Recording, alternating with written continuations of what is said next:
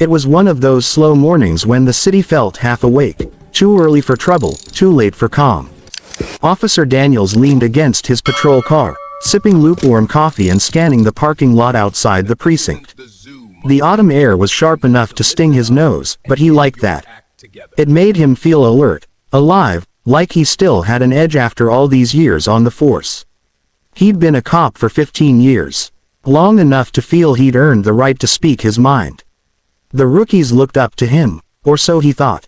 He liked playing the veteran role. The man who'd seen it all, who knew how to handle the streets, the paperwork, and the endless parade of faces that came through the precinct doors. He joked a lot, sometimes too much, but in his mind, that was part of the culture. You needed thick skin to survive this job, and he prided himself on having the thickest of them all. That morning, a few of the younger officers clustered near the steps, laughing at something on a phone. Daniels joined them, making a comment about the latest scandal in City Hall, earning a few chuckles. He liked being the loud one, the one who filled the silence. He'd always thought silence made people uncomfortable, maybe because in silence, you could hear your own conscience a little too clearly. Then, out of the corner of his eye, he noticed a man crossing the lot. Tall, composed, dressed in a perfectly tailored charcoal suit that probably cost more than Daniels made in a month. His polished shoes gleamed even under the weak sunlight. Daniels frowned. People didn't usually walk into the precinct dressed like that, not unless they were lawyers, politicians, or people looking for trouble in all the wrong ways. The man walked with calm confidence, his expression unreadable. He wasn't rushing, but he wasn't hesitating either. He just belonged there, somehow. That, for reasons Daniels couldn't quite name, irritated him. "Hey," Daniels called out, pushing off the hood of his car. "You lost, buddy." The man stopped, meeting Daniels's gaze with quiet composure. His eyes were steady, not confrontational, just observant, as if he were studying something beneath the surface. He didn't say a word. That silence made Daniels uncomfortable. He felt the rookies behind him watching, waiting for how he'd handle it. He wanted to assert control, to remind this stranger whose turf he was standing on. "You hear me?" Daniels took a few steps forward, setting his coffee cup on the car. "This is a police station, not the courthouse, not the community center. If you've got business here, you can talk to the desk sergeant inside." Still, the man said nothing. He only shifted his briefcase slightly in his hand and kept that same composed expression, the kind that could be mistaken for arrogance if you were already looking for a reason to feel superior. Daniels smirked, more to his audience than to the man himself. "What's the matter? Cat got your tongue?" He glanced back at the rookies, who exchanged uncertain looks. He wanted to see them laugh, but they didn't. Something about the man's presence seemed to unsettle them too. And then, without thinking, without the smallest flicker of self-awareness, the words came out. "This isn't the zoo, monkey. You can't just wander in here." The sound of his own voice seemed to hang in the air, heavier than he expected.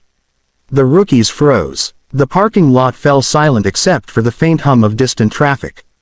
Daniels felt a flicker of satisfaction, that quick flash of power he always got from putting someone in their place. But it vanished as quickly as it came. Because the man didn't react. He didn't scowl, didn't shout, didn't flinch. He just looked at Daniels with the same calmness as before, except now, there was something else in his eyes.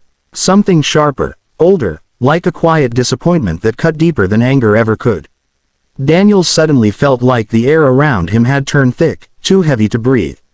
The rookie's silence pressed against his back like a wall. One of them muttered something under his breath, but Daniels couldn't make it out.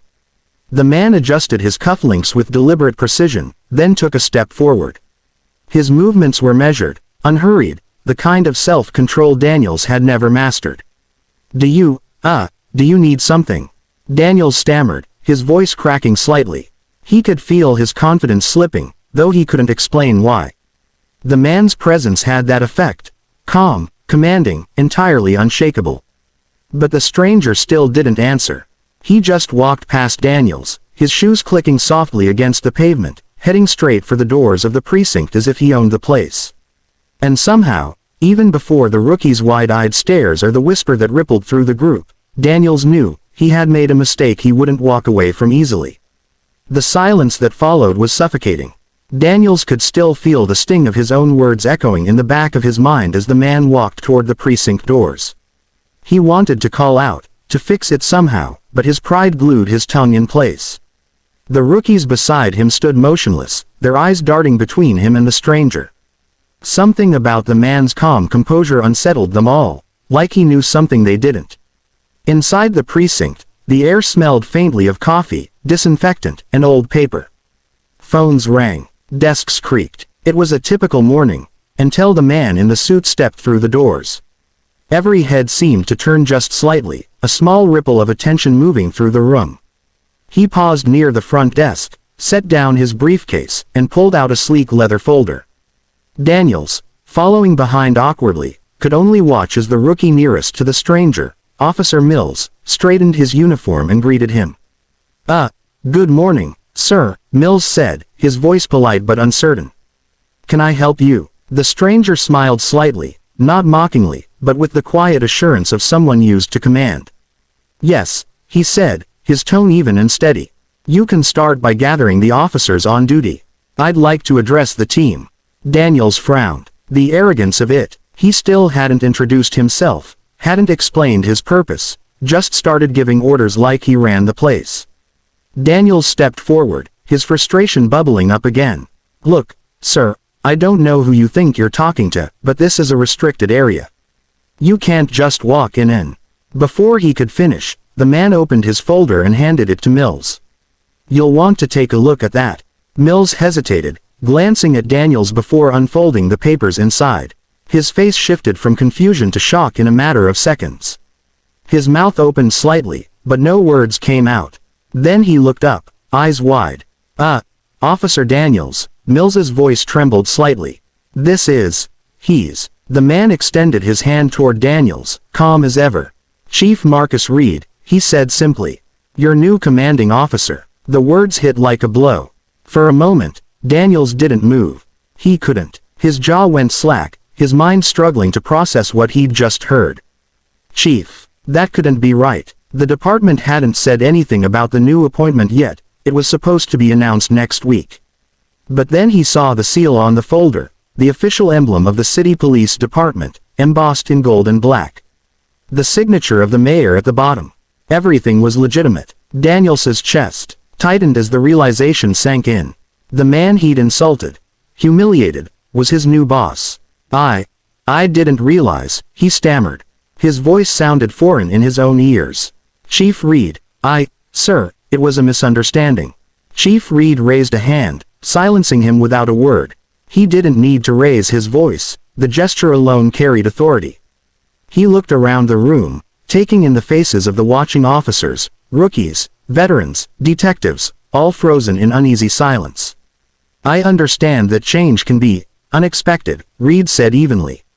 But leadership starts with respect. From everyone. His eyes flicked to Daniels briefly, then moved on. He wasn't shouting. He wasn't scolding. But his composure was sharper than any anger could have been. Daniels swallowed hard, the taste of shame bitter in his mouth. He could feel the rookie's eyes on him. The same ones who had laughed at his jokes, looked up to his experience. Now, they avoided his gaze entirely.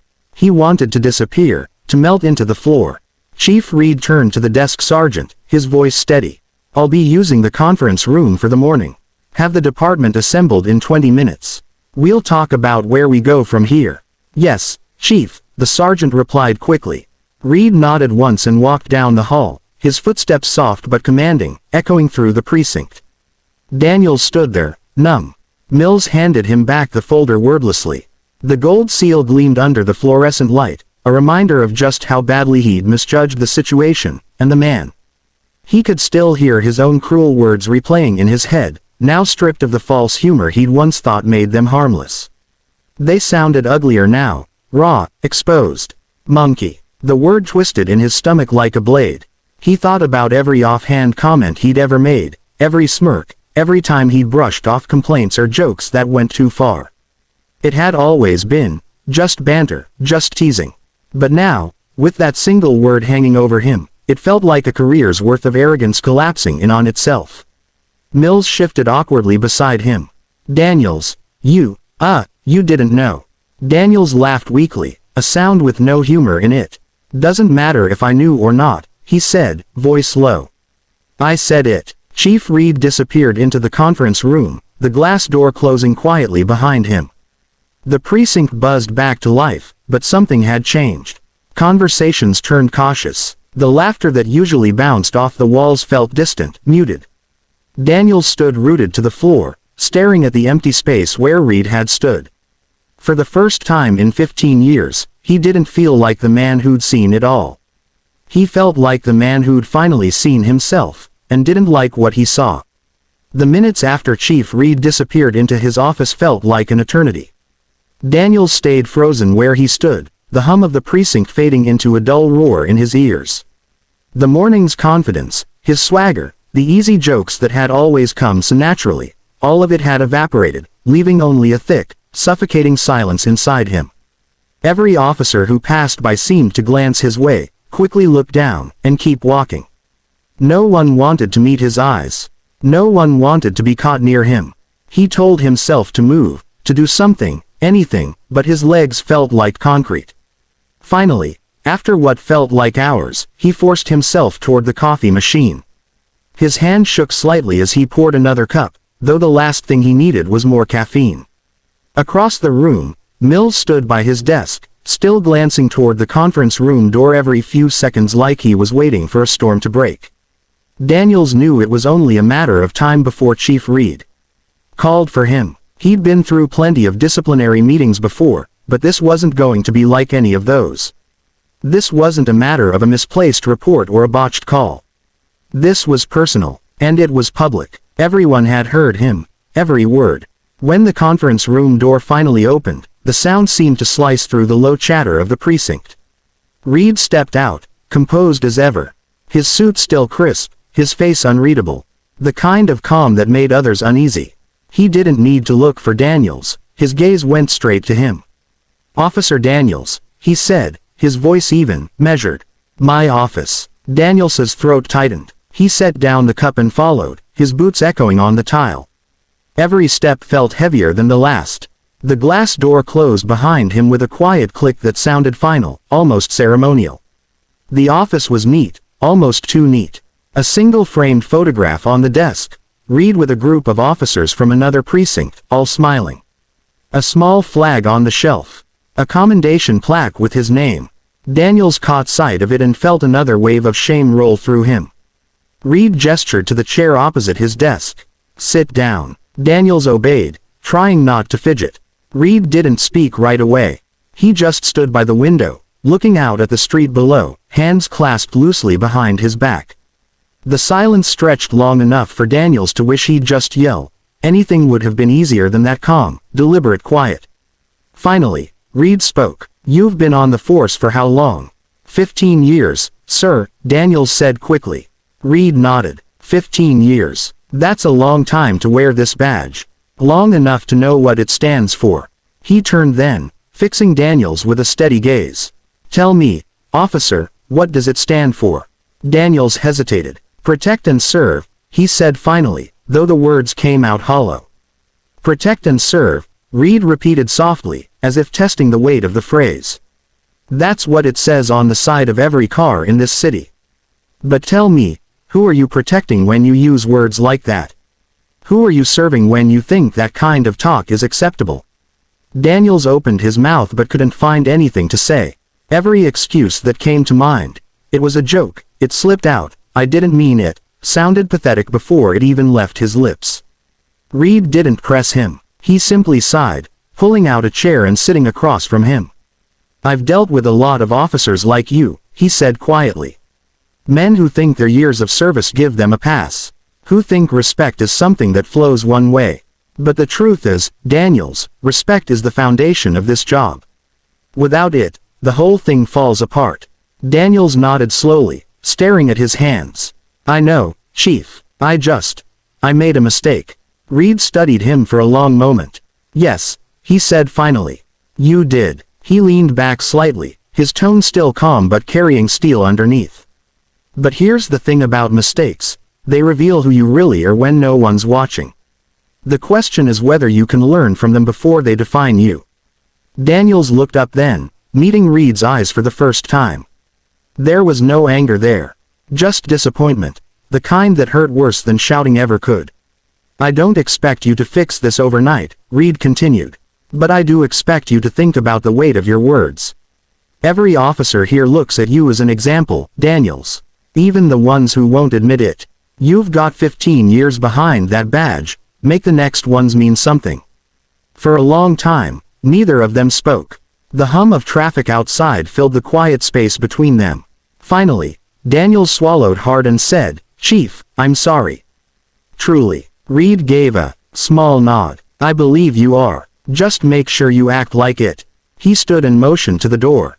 "You're dismissed." "And Daniels?" Daniels paused at the doorway. "Yes, sir." Reed met his eyes one last time. "This department needs better men than the one I met this morning." "Be that man." Daniels walked out slowly, the words echoing in his head. The room seemed brighter, somehow harsher. The other officers glanced up as he passed, but he didn't meet their eyes. For once, he didn't have a quip or a smirk ready. He just walked back to his desk, sat down, and stared at his badge, really looked at it, until its reflection blurred in his eyes.